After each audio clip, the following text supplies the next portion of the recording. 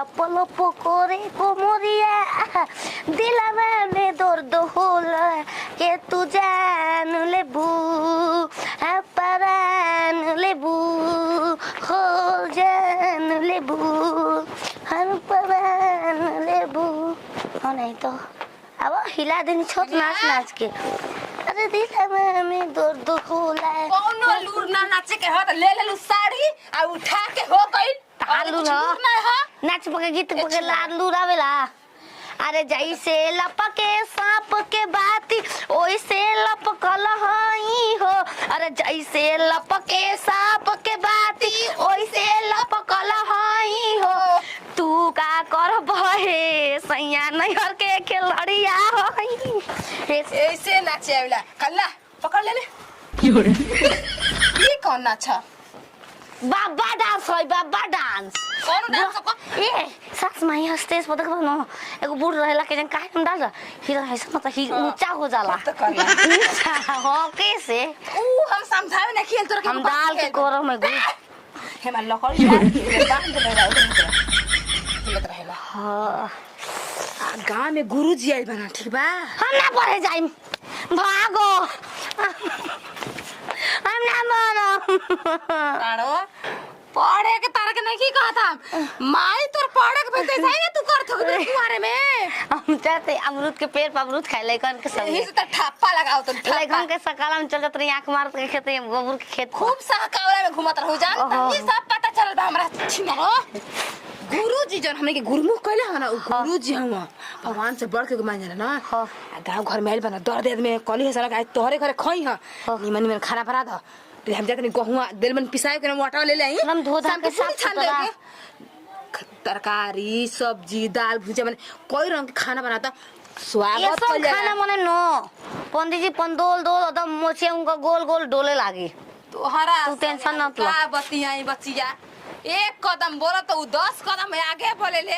नीमन से बना दिए तन जा तनी पिसरा ले ले आई सजिया को पूरी खीर बना देम के बताओ गुरुजी इतना दिन के बाद आइल बना हमनी घर एक दिन खइयो नहीं त का हो जाई ले ले आई अरे आनंद रहा एकदम घर द्वार फलाल फुलाल एकदम रहे जब से हमार गुरुमुख कोन तब से रोवा हमरा घरे आइला कोनो गलती ना हो गरे है अब देख हजी का आके गुरुमुख कहते ही ना ओकरा घरे जल्दी ना जा पाई ना बचिया बाबा अब ओइले बन हमार पतो के गुरुमुख कह के तब जाई अरे एकदम कहते खाई पी रात भर रही सवेरे पूजा पाठ के सामान हमरा के बताई हम लेके आई रुआ के अब देख रात भर ना रह पाई बचिया देखी बाबा आपके हां इतना जल्दी आई ना साल 2 साल 4 साल 5 साल बाद अब जाए तो गुरुमुख कहले हई हमर चेली हऊ तो बात मानिए ले तरी खुश रह पतो हिया तोहर नाल ओकरे देख लेते एक बेर बचिया कैसन बिया के टेंशन नहीं ले के बाबा पान दे हम बहुत नहीं कनिया खाना लेके आओ तरी अच्छा ठीक है बा रउआ खाती तनी तोहिया मंगले आई तन दही लेके आ तन चाची जी खराब खाना खिया कनी तोहिया हम लेके आ ठीक बा कोनो बात नहीं के जा बड़ी माने ले जब आइला तब कटोरे के दही बाबा बचिया अब हमरा के ताका अच्छा बैगन वो हो हमर लड़का कहिया होई हैं हां डायरेक्ट 4 दिन के अंदर हो जाई तनी के नहीं घर जाए करे सास माई के बझावना बझा के दे के जाई ई कोनो बरसात में के भीजल कपड़ा भीज के सुखवा देलू हैं 4 दिन में एकदम टंच हो गइल बुनी पड़ता तब कहिया होई पिलवा पिलवा बाबा बाबा कैसे चलता हां चला चला मजा मजा हीरा हीरा हीरा भात हीरा साधु महात्मा आगे निकला आई हो माई अरे ए बचिया अंदर जाओ ना भोसरी वाला बाबा के खाए लिए लू ह हां पकड़ मारत हो में सारे केला था ये कौन मजाक केला था अरे मार देते हमले भौंस गिरा तू मगर का खेला पानी में हम टप टप टप अरे बुझो बना ले अरे बाल है तुम बना लेती रे माई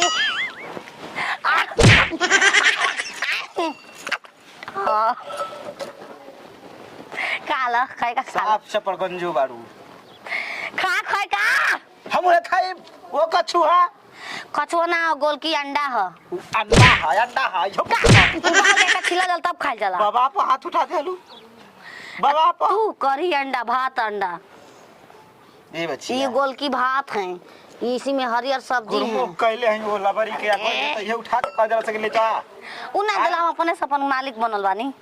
अपने से अपन दिमाग बुद्धि लगा देले बारू मालिक बनल भाई मालिक। ऐसा कुल मालिक हमारे घर में चलता त का होई बिना से ना होई। ए चला चला चला हाँ? ठीक करता चला हम ना बोलो। मौसा लगी हां सार बते हर एक बात सुनत हम का लगी चिनमुनवा हा एकर माई है हम। ई कर 6 महीना से पोसत है पालत है। अच्छा एकर लगा ये दिन देखा एकर बियाह क या हो ये पंदी सोच तो बियाह क दे। हाय देखा बियाह के नाम पर 25 ओ खेला तक चा सास कहर गईली माई रे तू के हर गईल आवा चुमनु ए फिरेंगी बो बाड़ू हो अरे खाना बाबा के लिया के खिया आई कान देले बानी दे तोरा खाना के मुंह मारो खाना लिए लिए कहीं के झूठा उठा खाओ देखो ई त कम बा पानियो या भात दे तू तो हम खा लेती बकरे करा में कछुआ लिया के देहल बा का कछुआ चले दे करा के चले दे। का तो तू खइबे ना करेलू गुड़ में करो नहीं त कहानी के बचिया रुका जी, मांस तो मछली चल। से दूर रहे के ए बा बाबा हम सही में ना खाई ना वाई कहां से सब के बनिया खीर पूरी बना के अरे को धैले रह चल जाए दो चलो गो गो गो गो कौन गलती हो गई एक गलती का ध्यान दो तीन खगरोश के साथ है खगरोश के साथ एक हाँ चुप भोसरी 1 2 3 रेस जीतो जीतो कहां जीवा कहां हमारा सोझा मत मारो क्या कर देबे हमार घर के हो। चली बाबा हम खिया देन भैया हमार गेरुआ पर चला चला गेरुआ वस्त्र हमार लिया अरे रानी हे जैसे चला चला 1 2 3 कचक तार माई के मारा खच्चा खेस खच्चा कने खीर पूरी बना के भी है का भात बा ई पागल हो गल हिया का अरे मत दुखी हो गल बने एकदम से दुखी ए पाहुन हम बतियावे गो गो गो नहीं थी बतियावे लायक ए बाबा हम दहिया घर दन पीली रसा कौना हाथ एक और 1 प्लस मोबाइल के कैमरा रहला ओसन आंख बा कर देखो ना सोझे से देखो ना 1+ का होला चली बाबा आई हम दही के घंटा के मोबाइल किनाइल बा 1+ 40,000 के। अच्छा ए बाबा चली ना हम खियाओ तनी चलो चलो हम कुछ खाइब अब ना एक कटोरी दही लिया पी के हम जाई हम दही चल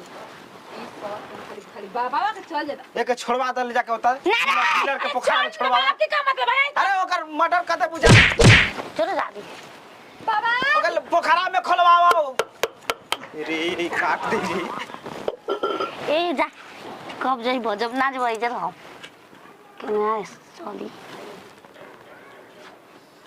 चलो चलो निकलो भागो भागो ई कुतवा कुतवा अरे तू माई के भोसरी वाला जीते के बारे ये जाना मत तो जा जा भोसरी ना जा तुर माई के आराम करो।